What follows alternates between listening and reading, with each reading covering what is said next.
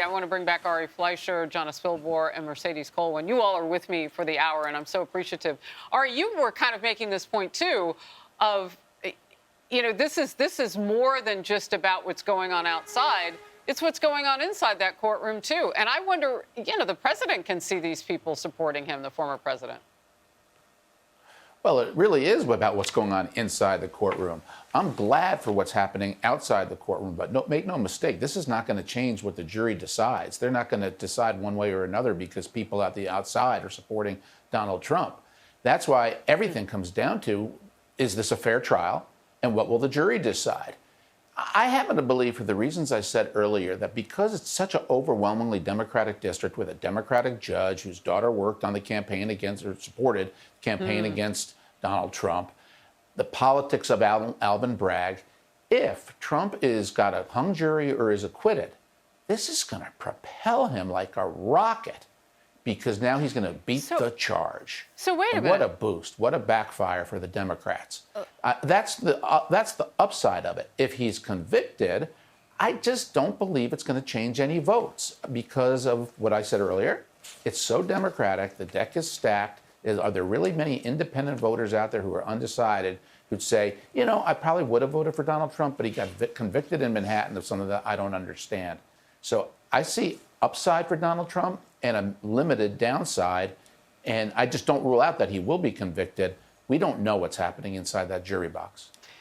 So, what I was about to kind of observe and get you to react to, Ari, is this idea that, okay, so say he whatever is going on with him at the end of the trial, what matters now is that Joe Biden and all of his bad polling, that is a backdrop that is now in the forefront. You can't miss it. Look at the Dow Jones yesterday.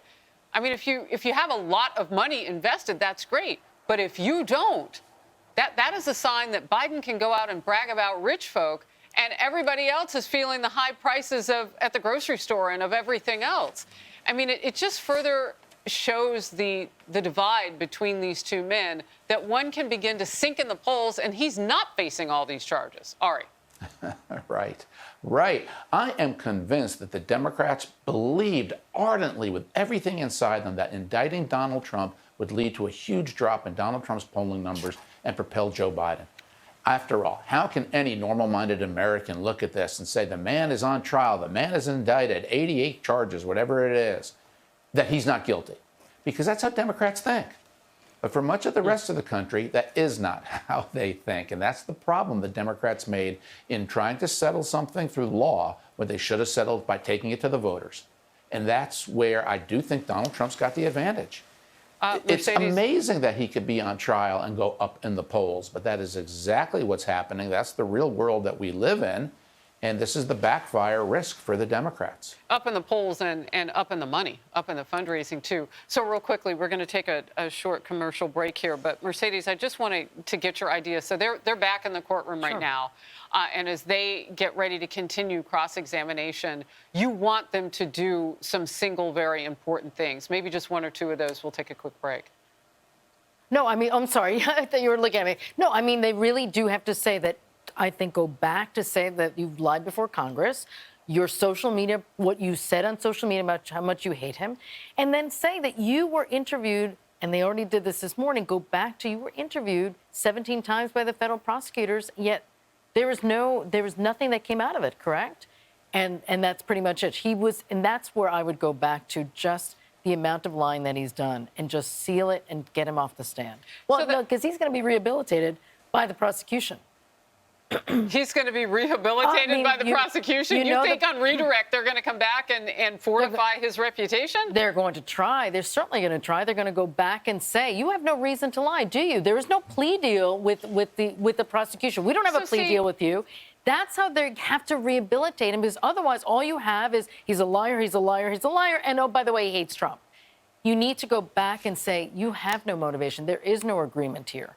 He's not the only one who hates Trump, though. Stormy Daniels said it on the stand. She did. And look, I know that there possibly is that discrepancy with Bob Costello that John Roberts pointed out, that you and I talked about. But he said a whole lot this morning about that item and Michael Cohen. Hate for Trump. All right. Trump back in the courtroom. Cohen's cross-examination is about to pick back up. We'll take a quick short break.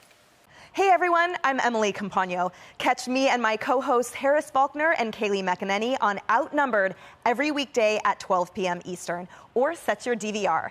Also, don't forget to subscribe to the Fox News YouTube page for daily highlights.